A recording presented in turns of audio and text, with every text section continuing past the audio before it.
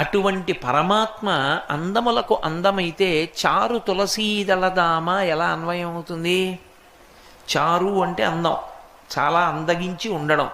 తులసిమాల వేసుకున్న కారణం చేత నువ్వు అందంగా ఉన్నావు, అది దాని అర్థం.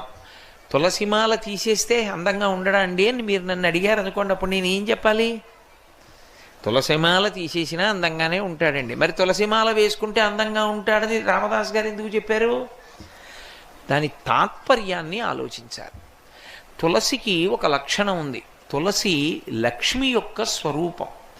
తులసి ఈ భూమి మీద పుట్టినటువంటిది మొట్టమొదట ఎక్కడి నుంచి పుట్టింది అంటే బీజము నుంచి వచ్చింది కాదు తులసి చెట్టు. తులసి చెట్టు గింజల్లోంచి రాలేదు. తులసి చెట్టు వృంద అనబడేటటువంటి మహాపతివ్రత యొక్క శరీరము దగ్ధమైనప్పుడు ఏర్పడినటువంటి బూదిలోంచి విత్తనాలు చేశారు. బ్రహ్మగారి యొక్క